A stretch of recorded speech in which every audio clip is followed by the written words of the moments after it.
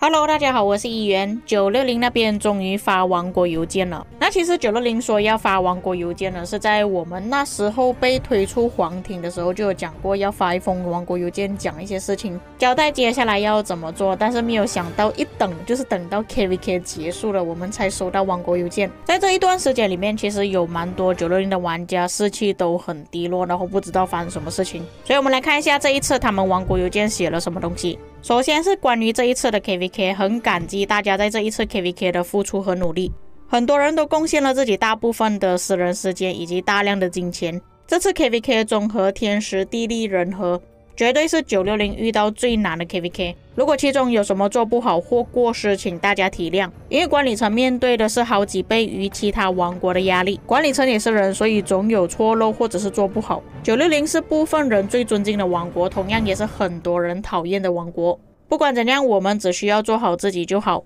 正所谓人各有志，我们会用实力来证明自己。这次960哪怕是1打2，哪怕我们只有不够200个玩家，哪怕我们面对这多于4倍人数于我们的敌人，我们也坚定不移，让所有人见识什么是960的 KVK。 今天的 KVK 榜单也证明了我们所向披靡。那我们先讲这一段啦。确实这一次的 KVK 管理层有一点手忙脚乱，以往的 KVK 都没有这么忙。或许这一次真的是战线太多的原因啦，因为在前面我们除了跟93打之外，后面2605又在攻击我们屁股，所以这一次要顾虑的东西会比较多一点啦。以往的 KVK 一般都不会有屁股被打的情况，还有以往打的 KVK 普遍960都是会有自己的领土，所以才会在这个王国邮件里面提到管理层的事情。下面就是讲这一次 KVK 的表现了。那你们也看到我在上一个影片发出来的结果，是真的已经很尽力了，毕竟打2个先锋王国，而且还要打到6天的黄庭，相信这个不是一般的王国可以做到的事情，尤其是一个联盟的王国。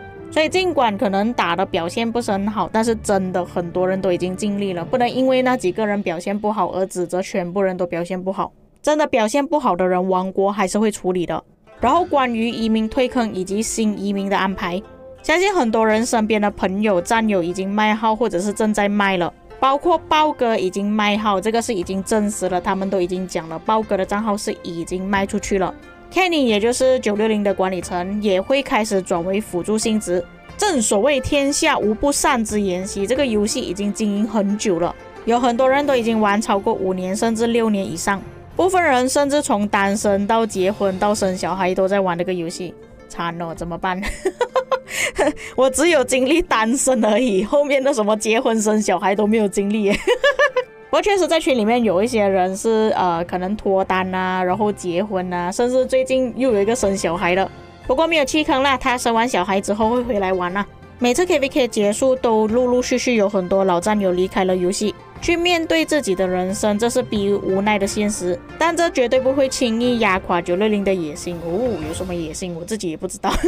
很多兄弟姐妹离开了游戏，但没有断开我们的羁绊，有需要可以找他们代打，我们会像过往一样勇猛，一样疯狂。在未来我们会有更多高玩加入我们，所谓的高玩就是那些更厉害的玩家加入我们，可能是你曾经的敌人，就像这一次来960的 Osno， 可能是你曾经的战友。新玩家绝对是游戏里的 top 玩家，他们会填补我们流失的部分战力，同时也陪伴着我们延续960的精神。另外，如果你计划卖号或退坑的话，请尽量通知任命，为960将战力的烦恼减压。如果你需要机票也可以询问，这个部分也是大多数人好奇的部分啦，就是960有很多玩家要选择离开或者是弃坑之后会被整个王国灭亡。那就像我之前所说的，王国灭亡有很大一部分原因呢，都是因为管理层。假设一个王国的管理层是完全不在的话，那就很大可能会灭国。不过你们也看到了，虽然豹哥他是已经弃坑了，但是管理层依然还在，所以只要管理层还在的话，就会延续下去。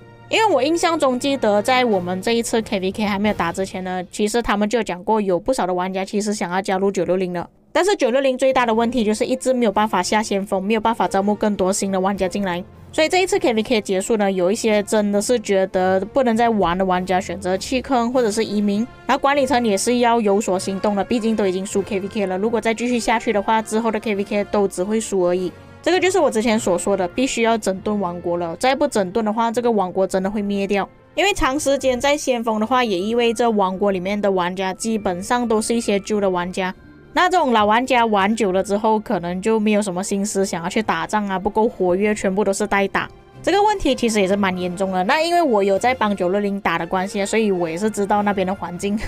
就是你打了可能2个 KVK 之后，你是真的很疲惫，玩不下去，甚至有一些人可能打一个赛季之后就已经打不下去了。加上疫情已经消散了，大部分人都已经回归正常生活了，所以大部分人没有办法像以前那么活跃是可以理解的。但是就是在打了365之后的 KVK 呢，一般都比较无聊一点，都没有什么太大的场面。像打2489的时候，关卡期就已经结束了，甚至皇庭都没有战斗。跟1034打的时候，其实也是蛮无聊的，都没有多少击杀，他们也不出来野战，也只是一直不断的放更多的要塞而已。就这样连续2个赛季，大家都已经习惯了这个比较悠闲的模式。当我们跟1093战斗的时候，突然之间又要回到原本打365的那个状态，显然没有办法切换回去原本的状态了。打个比方，就是长期没有工作，然后突然之间回去工作的话，也是很不习惯了。再来关于医院以及出先锋，因为960已经有2个赛季，差不多大半年的时间没有大量新血加入，所以请所有960的玩家尽你的所有可能去配合将战力出先锋。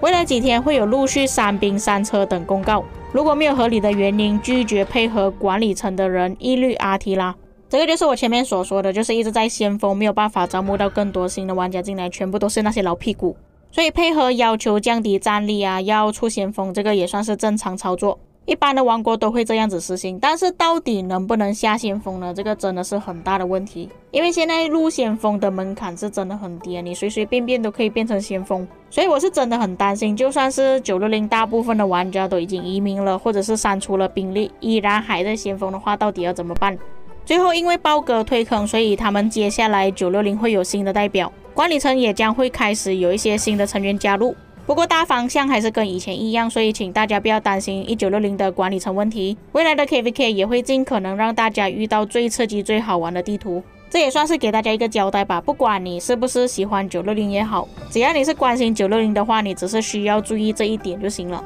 至于960玩家的情况呢，像刚刚有说到豹哥他是已经卖账号了，然后 Arvix 跟本加明他们会移民， DS 也是会过去2429，这几个玩家是算目前能够公开的，至于剩下的其他人呢，会移民还是弃坑，这个我就不知道。不管怎样，今天的邮件是已经回应了大多数人关心的事情，但是会不会变得越来越好呢？这个我也不能保证，毕竟这个游戏已经这么久了，快要6年时间了，而且也是要看这一次下先锋能不能成功，能不能招募到更多的玩家进来。不管怎样，960还算是万国觉醒中传奇的王国之一，期待下一次960可以在 KVK 有更好的表现。以上就是本期内容，至于各位有什么看法，可以在评论区给我知道。我们下个影片再见。